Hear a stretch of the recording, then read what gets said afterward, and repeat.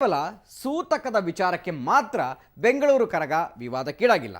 ಇದರ ಹಿಂದೆ ಲಾಭ ನಷ್ಟಗಳ ಲೆಕ್ಕಾಚಾರನೂ ಇದೆ. ಇದರ ಹಿಂದೆ ಇರುವ ಲಾಭದ ಸತ್ಯವಾದರೂ ಏನು? ದೇವರ ಹೆಸರಲ್ಲಿ ಲಾಭ ನಷ್ಟದ ಲೆಕ್ಕಾಚಾರ. ಜನರು ನೀಡುವ ದಕ್ಷಿಣೆ ಮೇಲೆ ಅರ್ಚಕರ ಕಣ್ಣು. ಎಸ್, ಹೀಗೊಂದು ಗಂಭೀರ ಆರೋಪ ಕರಗ ಹೊರುವ ಅರ್ಚಕರ ಮೇಲಿದೆ. ಅದಕ್ಕಾಗಿಯೇ ಈ ವಿವಾದ ತೀವ್ರ ಸ್ವರೂಪ ಪಡೆದಿದೆ ಎನ್ನಲಾಗಿದೆ.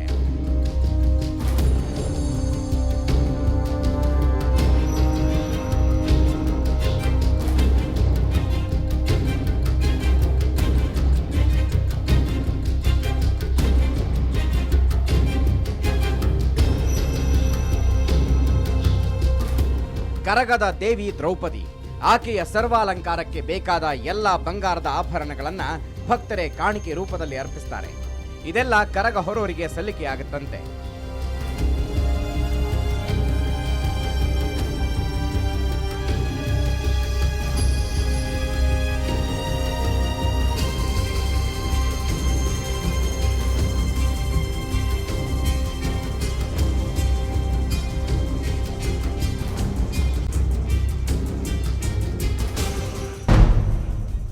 ದೇವಿಯ ಆಭರಣ ಅರ್ಚಕರ ಪಾಲು.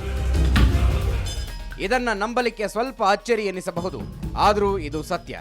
ಈ ಪ್ರದೇಶದಲ್ಲಿ ವ್ಯಾಪಾರಸ್ಥರು ಮಾರ್ವಾಡಿಗಳೇ ಹೆಚ್ಚಿರುವುದರಿಂದ ದೇವಿಗೆ ಕೈ ಬಳೆಗಳಿಂದ ಹಿಡಿದು ಕುತ್ತಿಗೆಯ ಸರ, ಓಲೆ, ಡಾಬು ಸೇರಿದಂತೆ ಹಲವು ಬಂಗಾರದ ಆಭರಣಗಳನ್ನು ಕಾಣಿಕೆಯಾಗಿ ನೀಡಲಾಗುತ್ತೆ.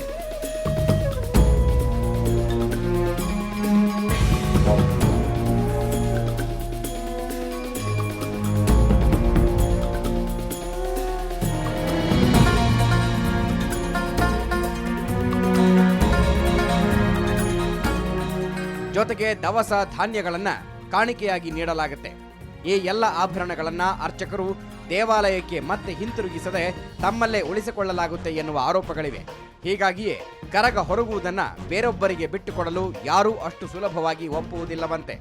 ಕಮಿಷನರು, UO, ಆಗಮ ಪಂಡಿತರು ಯಾರೂ ಸರಿ ಇಲ್ಲ ಅಲ್ಲಿ.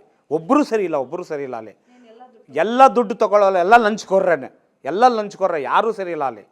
ನನಗೆ ಗೊತ್ತಿದ್ದಂಗೆ ನಮ್ಮ ದೇವಸ್ಥಾನ ಹಾಳು ಮಾಡ್ತಾ ಇರೋದೇ ಮುಜರಾಯಿ ಇಲಾಖೆಯವರು. ಆಮೇಲೆ ನೆಕ್ಸ್ಟ್ ಹೇಳ್ತಾ ಇರೋದು ಏನಂದರೆ, ಅವರು ಯಾವಾಗ ಅಲ್ಲಿ ದಾರಿ ತೋರಿಸಿದ್ರೋ ಆವಾಗ ನಮ್ಮ ಪೂಜಾರಿಗಳು ಒಳಗಡೆ ನುಗ್ಗಿದ್ರು. ಅವರು ಲಕ್ಷಾಂತರ ರೂಪಾಯಿ ಎತ್ಕೊಂಡೋಗಿ ಮನೆಗಳಿಗೆ ಲಂಚ ಕೊಡ್ತಾರೆ. ಏನು ಬೇಕೋ ಮಾಡ್ತಾರೆ ಅವರು. ಇವ್ರು ಈ ಲಕ್ಷ ಕೊಡ್ತೀನಿ ಅಂತ ಫೋನ್ ಮಾಡಿದ್ರೆ ಮನೆಗೆ ಕರೆಸ್ಕೊಂಡು ಲಂಚ ತಗೊತಾರೆ ಅವರು. ಬಿಟ್ಟಿ ಹಣ ಅಂದರೆ ಯಾರು ತಾನೇ ಒಲ್ಲೆ ಅಂತಾರೆ ಹೇಳಿ. ಅದೇ ರೀತಿ ಇವರೂ ಸಹ ಶ್ರಮರಹಿತ ಹಣದ ಹಿಂದೆ ಬಿದ್ದಿದ್ದಾರೆ. ಅಲ್ಲದೆ ಒಂದು ಬಾರಿ ಕರಗ ಹೊತ್ತರೆ ವರ್ಷಗಟ್ಟಲೆ ಕೂತು ತಿನ್ನಬಹುದು ಎನ್ನುವ ಲೆಕ್ಕಾಚಾರ ಇವರದ್ದು. ಹೀಗಾಗಿಯೇ ಕರಗ ಹೊರಲು ನಾ ಮುಂದು ತಾ ಮುಂದು ಅಂತ ಪೈಪೋಟಿ ಮಾಡ್ತಾ ಇದ್ದಾರೆ. ಭಕ್ತಿಯಿಂದ ದೇವರ ಕರಗ ಮಾಡೋದು ನಿಂತು ಯಾವುದೋ ಕಾಲವಾಗಿದೆ. ಇನ್ನು ಕೇವಲ ಬೆಳ್ಳಿ, ಬಂಗಾರ, ದುಡ್ಡು, ವಸ್ತ್ರ, ವೈಢೂರ್ಯಗಳಿಗಾಗಿಯೇ ಕೆಲ ವರ್ಷಗಳಿಂದ ಕರಗದ ಉತ್ಸವ ನಡೀತಾ ಇದೆ ಅಂತ ಆರೋಪಿಸಿದ್ದಾರೆ. ಈಗ ಪೌರ್ಣಮಿ ಇರುತ್ತೆ, ಪೂಜೆ ಇರುತ್ತೆ. ಈಗ ದೊಡ್ಡ ನಮ್ಮ ಶ್ರೀಮಂತರುಗಳು ಇರ್ತಾರೆ. ಅವರು ಶ್ರೀಮಂತರುಗಳೆಲ್ಲ ಒಳ್ಳೊಳ್ಳೆ ಸ್ವಲ್ಪ ತುಂಬ ದುಡ್ಡು ಸಹಾಯ ಮಾಡ್ತಾರೆ.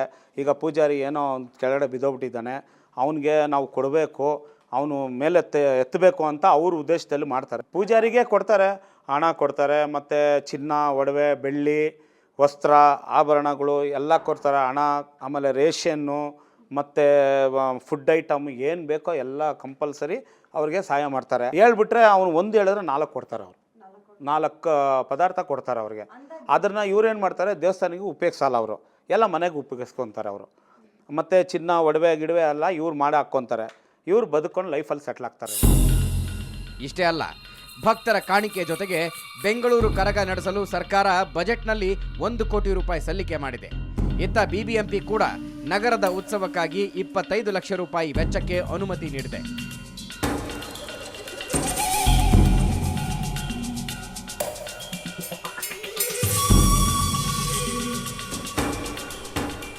ಇನ್ನು ಉತ್ಸವ ನಡೆಸಲು ಬರೋಬ್ಬರಿ 18 ಲಕ್ಷ ರೂಪಾಯಿಗೆ ಹೂವಿನ ಟೆಂಡರ್ ನಡೆದಿದೆ. ದೇಗುಲದ ಆವರಣದ ಬಣ್ಣಕ್ಕಾಗಿ ಹಾಗೂ ದೇಗುಲದ ಲೈಟಿಂಗ್ ವ್ಯವಸ್ಥೆಗಾಗಿ ಬರೋಬ್ಬರಿ 5 ಲಕ್ಷ ರೂಪಾಯಿ ಖರ್ಚಾಗಿದೆ. ಇತರೆ ಕಾರಣಗಳಿಗೆ 50 ಲಕ್ಷ ರೂಪಾಯಿ ಖರ್ಚಾಗಿದೆಯಂತೆ. ಅಂದರೆ ಇಲ್ಲಿ ಎಷ್ಟರ ಮಟ್ಟಿಗೆ ಹಣದ ವಹಿವಾಟು ನಡೆಯುತ್ತೆ ಅನ್ನೋದನ್ನ ನೀವೇ ಯೋಚನೆ ಮಾಡಿ. ಇನ್ನು ಇಂದಿನ ಅಪಶಕುನಕ್ಕೂ ಪರಿಹಾರವಿದೆಯಂತೆ. ಆದರೆ ಲಾಭದ ದೃಷ್ಟಿಯಿಂದ ಹಾದಿ ತಪ್ಪಿಸಲಾಗುತ್ತಿದೆ ಅಂತಾರೆ ಭಕ್ತರು.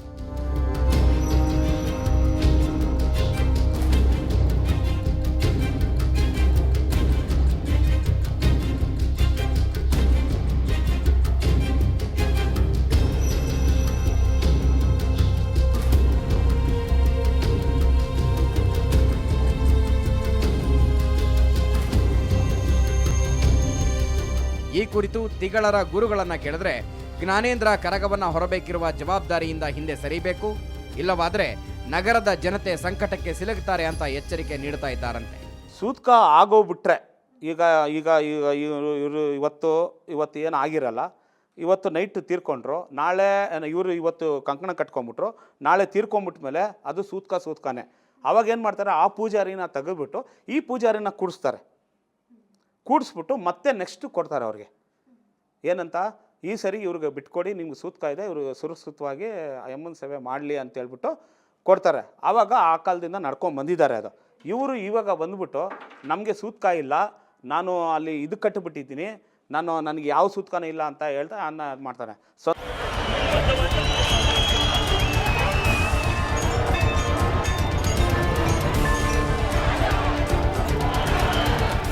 ವಾದ ವಿವಾದಗಳ ನಡುವೆ ಬೆಂಗಳೂರು ಕರಗ ಸದ್ಯ ಅಡೆತಡೆಗಳಿಲ್ಲದೆ ಆಗ್ತಾ ಇದೆ.